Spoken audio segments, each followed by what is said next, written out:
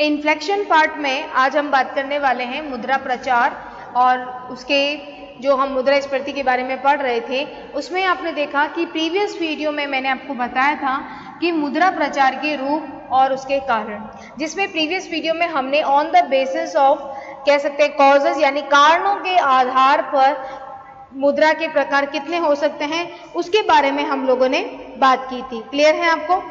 आज के इस वीडियो में हम बात करेंगे अकॉर्डिंग टू सिचुएशन, परिस्थिति के आधार पर, और बेस्ड ऑन स्पीड यानी गति के आधार पर इन्फ्लेक्शन कैसे हो सकता है। तो चलिए सबसे पहले हम बात करते हैं परिस्थिति के अनुसार मुद्रास्फीति। ठीक है, बहुत ही सिंपल सा है ये हमारा बी पॉइंट कह सकते हैं। सेकंड क्या है?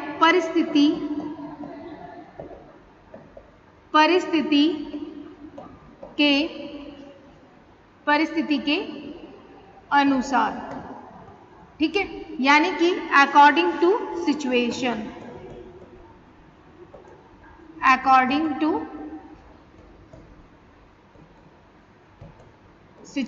क्लियर है? इसमें सबसे पहला जो हम पॉइंट ले रहे हैं वो है आपका,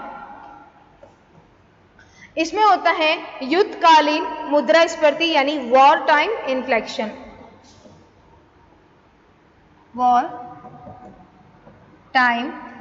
इन्फ्लेक्शन।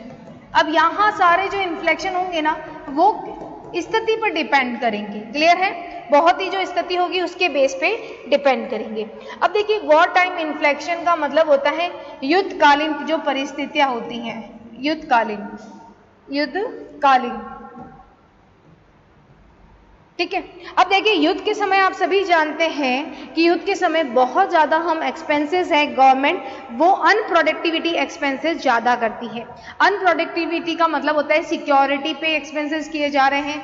ठीक है, लोगों को बचाने के लिए जो एक्सपेंसेस हैं वो किए जा रहे हैं। तो अनप्रोडक्टिविटी यानी कि ऐसे एक्सपेंसेस होंगे, ऐसे खर्चे होंगे जिससे हमारा जो प्रोडक्शन है, उत्पादन है, वो नहीं बढ़ने वाला है। ठीक है, इसीलिए ऐसे खर्चे युद्ध काल में हम कौन से खर्चे करते हैं? अनप्रोडक्टिविटी यानी कि अनुत्पादक व्यय बढ़ जाता है।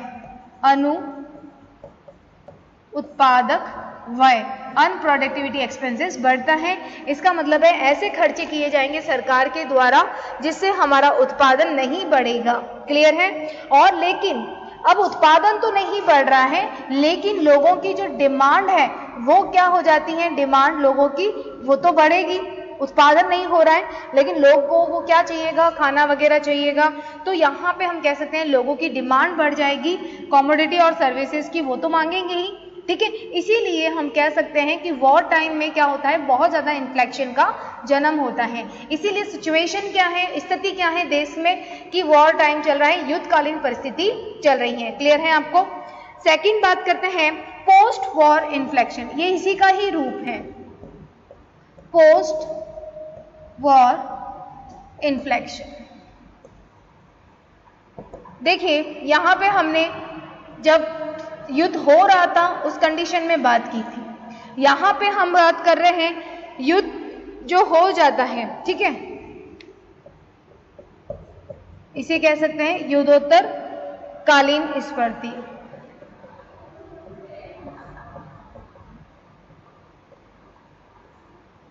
क्लियर है? देखिए युद्ध की समाप्ति के समय, युद्ध की समाप्ति के समय आप देखते हैं कि अर्थव्यवस्था पूरी की पूरी रिकंस्ट्रक्शन की डिमांड करने लग जाती है, यानी कि ज़्यादा से ज़्यादा क्या होने लगता है? पुनर्निर्माण की मांग की जाती है। और जब रिकंस्ट्रक्शन होता है तो वहाँ पे क्या होगा? जो आपके इन्वेस्टमेंट है वो बहुत ज़्यादा बढ़ जाएंगे, रिकंस्ट्रक्शन के ऊपर, डेवलपमेंट पे खर्च किया जाएगा। लेकिन वस्तुओं और सेवाओं का जो डिमांड है उसके लिए जो प्रोडक्शन चाहिए उसकी जो है वो प्रोडक्शन उतना जल्दी नहीं बढ़ेगा। क्लियर है? क्योंकि देखिए युद्ध होता है तो युद्ध के बाद में बहुत ज़्यादा क्या होता है, हर चीज़ में क्या होता है, सारे के सारे नष्ट हो जाते हैं, तो उसको डेवलप करना पड़ता है, मशीनें वगैरह, फैक्ट्री वगैरह, इन सबको डेवलप करना पड़ेगा। लेकिन डिमांड जो लोगों की है, लोगों की जो कमोडिटीज़ की डिमांड है, लोगों की वस्तुओं सेवाओं की डिमांड है, उसको उस समय कम नहीं किया जा सकता। ठीक है, वो तो डिमांड तो होगी लेकिन प्रोडक्शन नहीं हो पा रहा है। ठीक है, तो यहाँ पे हम कह सकते हैं कि वस्तुओं और सेवाओं की जो सप्लाई है वो एकदम इमरजेंसी में नहीं बढ़ाई जा सकती है, इसीलिए प्राइजेस बढ़ जाती हैं। तो आप ध्यान रखिएगा दोनों में डिफरेंस है। एक तो वॉर टाइम इन्फ्लेक्शन है, यानी कि जब युद्ध हो रहा है तो वहां पे ज्यादा से ज्यादा खर्चे किए जा रहे हैं, अनुत्पादक व्यय है वो बढ़ेंगे, प्रोडक्शन वाले नहीं बढ़ेंगे, यानी कि अनप्रोडक्टिविटी एक्सपेंसेस बढ़ेंगे। ठीक है, तो उत्पादन नहीं हो रहा है, रिजल्ट ये है कि उत्पादन नहीं हो रहा है, डिमांड बढ़ रही है। ठीक है, सेकेंड कंडीशन क्या होती है कि जब आप देखते हैं एंड होता है किसी भी युद्ध का, आप देखते हैं सेकेंड वर्ल्ड वार में देखते हैं कि सेकेंड वर्ल्ड वार जैसे ही एंड हुआ तो बहुत ज्यादा क्या हो गई, एक ऐसे बैंक की नीड थी कि वो रिकंस्ट्रक्शन करे, डेवलपमेंट करे। तो आप देखते हैं वर्ल्ड बैंक वगैरह ये फॉर्म में आया था। ठीक है, तो अब वर्ल्ड बैंक वगैरह इन्होंने क्या दिया था, विकास के लिए बहुत ज्यादा रिकंस्ट्रक्शन करने के लिए बहुत ज्यादा जो फंड है वो प्रोवाइड किए थे। तो यहाँ पे जब आपका युद्ध समाप्त हो जाता है, एंड के समय आता है, तो वहां पे किसकी डिमांड की जाती है, सबसे पहला रिकंस्ट्रक्शन करना है। रिकंस्ट्रक्शन का मतलब क्या होता है, पुनर्निर्माण। अब जो नष्ट हो गया है उसे निर्माण करना है, पुनर्निर्माण। अब पुनर्निर्माण की कंडीशन तो होगी, ये तो डिमांड की जा रही है कि पुनर्निर्माण किया जाए, लेकिन वहां पे ध्यान रखिएगा जो वस्तुएं और आप कह सकते हैं सेवाएं हैं, यहाँ पे लिख देते हैं हम लोग कॉमोडिटीज, कॉमोडिटीज और जो सर्विसेज है उसकी जो डिमांड है वो कंटिन्यू इंक्रीज होती है। लोगों की जो वस्तुओं की मांग है, सेवाओं की मांग है वो तो बढ़ेगी, और बढ़ने की वजह से हम कह सकते हैं सारे लोग मांग करेंगे तो प्राइसेस बढ़ेगी और ये इन्फ्लेशन को जन्म देती है। ठीक है, क्योंकि प्रोडक्शन इसलिए नहीं बढ़ रहा है क्योंकि बहुत ज्यादा नष्ट हो चुका है इसलिए। ठीक है, इसमें एक कंडीशन और है, तीसरा हम टाइप कह सकते हैं पीस टाइम डेवलपमेंट इन्फ्लेक्शन।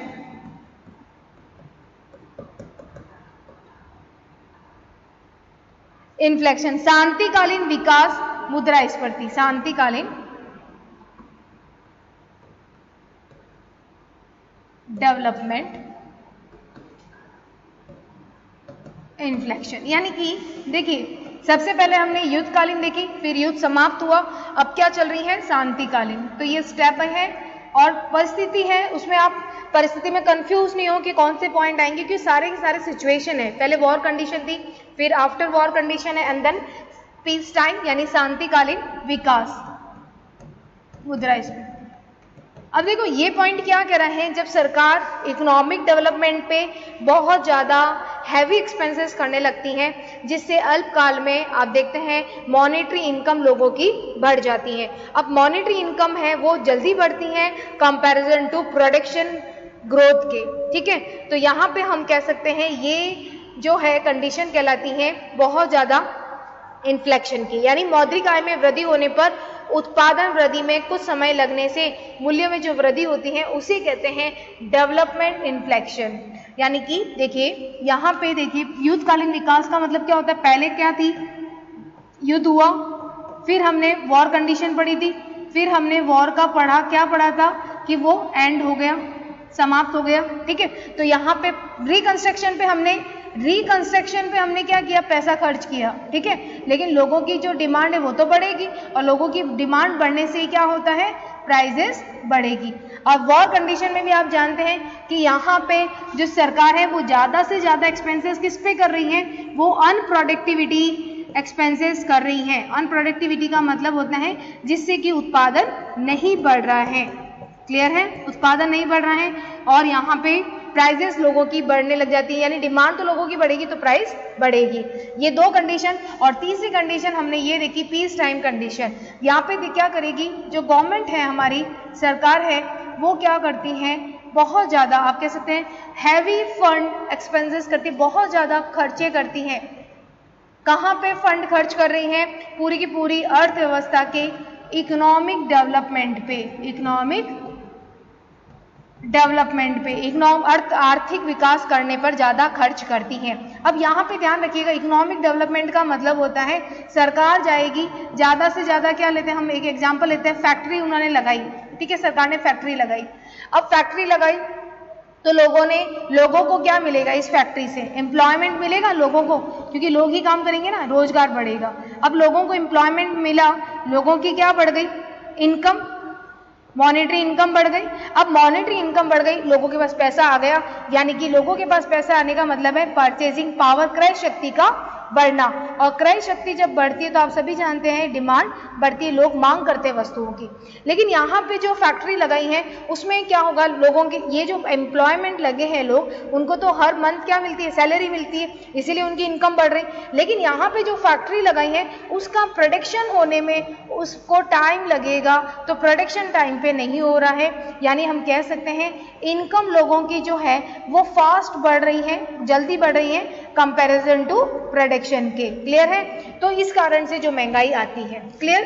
तो यहाँ पे 3 कंडीशन है, वॉर एंड जो खत्म हो जाता है युद्ध, और पीस टाइम यहाँ पे। तो पीस टाइम शांतिकालीन में सरकार अब क्या कर रही है, अपने इकोनॉमिक डेवलपमेंट को कर रही है। और मैंने यहाँ पे एग्जांपल लिया है कि जैसे फॉर एग्जांपल उसने फैक्ट्री लगाई है गवर्नमेंट ने, सरकार ने, तो ये कंडीशन होती है, लेकिन प्रोडक्शन टाइम पे नहीं बढ़ रहा है, तो ये कंडीशन होती है इन्फ्लेक्शन की। क्लियर है आपको?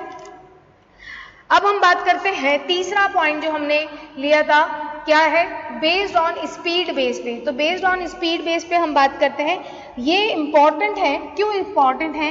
क्योंकि यहाँ से 2 मार्क्स का क्वेश्चन 100% आता है। गति के आधार पर मुद्रा प्रचार, ये बहुत बहुत इंपॉर्टेंट है, कंपटीशन एग्जाम में आप देख लीजिए, ठीक है, यूजीसी नेट में भी आता है, तो ये बहुत इंपॉर्टेंट है, गति के आधार पर मुद्रा प्रचार। तो देखिए इसमें सबसे पहले हम बात करेंगे, सबसे पहला पॉइंट है इसमें रेंगता हुआ या साधारण मुद्रा प्रचार, क्रैपिंग इन्फ्लेक्शन।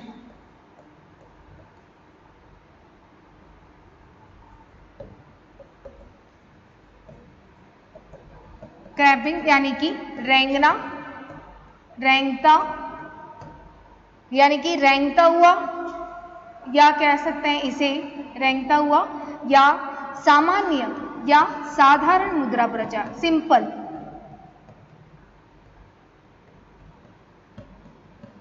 आप जानते हैं कि जब रेंगना होता है तो बहुत धीरे स्पीड होती है। रेंगने का मतलब क्या होता है, धीरे स्पीड, बहुत स्लो, ठीक है। तो जब हम उस समय कहेंगे जब प्राइस में बहुत ही सामान्य वृद्धि होती है, यानी कि प्राइस जो है आपकी कीमत है उसमें बहुत ही जनरल लेवल आप कह सकते हैं बढ़ता है, बहुत ही धीरे गति से बढ़ता है, यानी कि जो इन्फ्लेक्शन है वो हम मानते हैं 1% हो सकता है, या 1% नहीं तो 0.5% होता है, तो उसको कहते हैं क्रैपिंग, रेंगता हुआ या साधारण मुद्रा प्रचार। क्लियर है? इसमें परसेंटेज आपको याद रखना है, ये लिखना जरूरी होता है कि 1% या आधा % है वो इन्फ्लेक्शन इस गति से होता है, ठीक है। सेकंड है वॉकिंग या मूविंग इन्फ्लेक्शन। देखो स्टेप बाय याद करना आपको, क्रैपिंग का रेंगता हुआ, फिर वो वॉकिंग करता है तो वो थोड़ा सा इससे ज्यादा आएगा स्पीड उसकी, ठीक है, इसे कहते हैं वॉकिंग या कह सकते हैं मूविंग। तो दोनों ही नाम याद रखने हैं, ठीक है। तो ये है वॉकिंग एंड मूविंग इन्फ्लेक्शन, जिसे हम कहते हैं गतिशील या दौड़ता हुआ, या हम दौड़ता हुआ, ओके, सॉरी दौड़ता नहीं, वॉकिंग का मतलब हो गया चलना आपका। तो चलिए यहाँ बात करते हैं गतिशील या चलता हुआ, वॉकिंग। क्लियर है? तो यहाँ पे क्या होगा कि इससे कहा जाता है मूल्य में थोड़ी तेज वृद्धि होती है, किसके कंपैरिजन में, क्रैपिंग के कंपैरिजन में। तो यहाँ पे आपको जो इसका स्पीड रखना है वो रखना है या तो 1.5% या फिर हम कह सकते हैं 2%। ये जो मैं इंक्रीज बता रही हूँ ये ईयरली बता रही हूँ, वार्षिक बता रही हूँ, ये आपको ध्यान रखना है, मंथ की नहीं है, ये सारी की सारी क्या है, वार्षिक, ठीक है। यहाँ पे अगर 1.5 और 2% है तो ईयरली। क्लियर? इसीलिए आपको इसको स्टेप बाय स्टेप लर्न करना है ताकि आप ये परसेंटेज में गलती नहीं करें। थर्ड है आपका रनिंग इन्फ्लेक्शन, रनिंग इन्फ्लेक्शन जिसे कहते हैं दौड़ता हुआ, ठीक है, दौड़ता हुआ। ये उस समय कहते हैं जब मूल्य में थोड़ी तेज गति से वृद्धि होती है, आप कह सकते हैं ये एबनॉर्मल ढंग से बढ़ने लग जाता है, जैसे फॉर एग्जांपल 3 to 6% जो कि थोड़ा सामान्य से ज़्यादा है, ठीक है। तो क्रैपिंग में आपने देखा 1% या 0.5%। फिर वॉकिंग आता है, चलता हुआ, ठीक है। रेंगना का मतलब है, आप देखते हैं ना बच्चे जैसे मूविंग, बच्चों की जैसे ग्रोथ होती है उसी के ऊपर दे रखा है रेंगता हुआ, यानी पहले वो सिर्फ अपने घुटनों के बल पे चलता है, फिर वो चलना स्टार्ट होता है, फिर वो दौड़ना स्टार्ट होता है, जस्ट एग्जाम्पल है ना उसी के ही है। तो रनिंग, क्रैपिंग में 1% हो सकता है या 0.5% हो सकता है, वॉकिंग में 1.5 या 2% हो सकता है, ठीक है। और रनिंग में 3 to 6% जो कि एबनॉर्मल है, ज्यादा है ये। उसके बाद अगर हम बात करें, एक होता है, नेक्स्ट हम बात कर रहे हैं जिसे कहते हैं उछलता कूदता हुआ, यानी इसकी नेक्स्ट गैल्पिंग इन्फ्लेक्शन।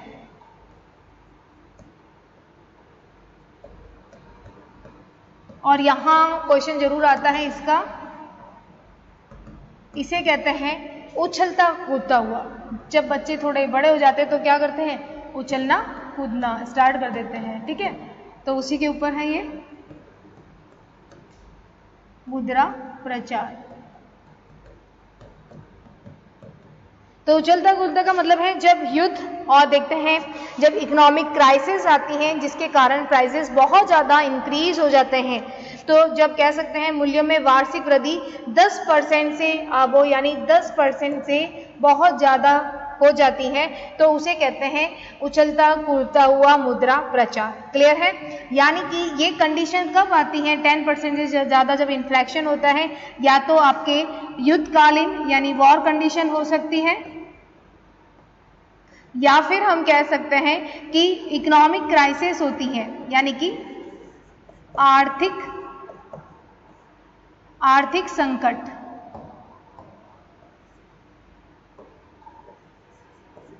आर्थिक संकट यानी कि इकोनॉमिक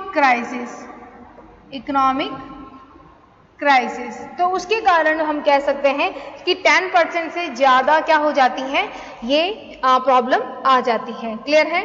तो देखिए, अगर मैं इसको एक आप डायग्राम से भी इसे बना सकते हैं, जैसे देखो, ठीक है। यहाँ पे चलिए नेक्स्ट पे बना के देखते हैं हम लोग, ठीक है।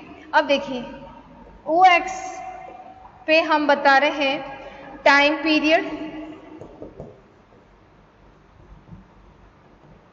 ठीक है, और यहां बताएंगे मूल्य में प्रतिशत वृद्धि या प्राइस में जो इंक्रीज है वो प्राइस का इंक्रीजिंग, ठीक है, परसेंटेज में।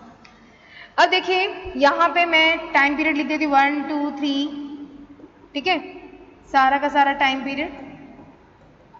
अब देखिए रैंकता हुआ जो होता है उसका परसेंटेज क्या होता है, कम होता है। रैंकता हुआ परसेंटेज कम होगा। फिर रैंकने के बाद में थोड़ा सा आप देखते हैं कि वो ये जो रैंकता हुआ है क्रैपिंग, ठीक है, रैंकता हुआ जो है क्रैपिंग इन्फ्लेक्शन, इसका जो परसेंटेज होता है वो कितना होता है, इसका परसेंटेज होता है आपका 0.5%, या तो आधा % रहता है या रहता है 1%। क्लियर। क्रैपिंग के बाद में यानी रेंगने के बाद में क्या चलना होता है, फिर वो वॉकिंग करने लग जाता है, तो इसे कहते हैं चलना हुआ यानी कि वॉकिंग यानी कि मूविंग इन्फ्लेक्शन। और यहाँ पे कितना होता है 1.5% या 2%। क्लियर। वॉकिंग के बाद में आप देखते हैं भागता हुआ यानी कि रनिंग, दौड़ना, तो ये होता है रनिंग बेस पे, ठीक है, ये कौन सा हो जाएगा, रनिंग इन्फ्लेक्शन। और यहाँ पे जो परसेंटेज रहता है वो 3 to 6% रहता है। क्लियर। और फिर आप जानते हैं लास्ट क्या हो जाएंगे, गैल्पिंग, और उसमें 10% से भी क्या होता है, ज़्यादा होता है, ठीक है ना। तो ये आपने देखा कितने टाइप हो गए आपके, 4 टाइप का है स्पीड के बेस पे, ठीक है। तो ये डायग्राम भी आप प्रेजेंट कर सकते हो अपने अकॉर्डिंग। ओके, तो ये था आपका पूरा का पूरा 2 वीडियो में हमने बात की थी काइंड्स और टाइप्स ऑफ इन्फ्लेक्शन की।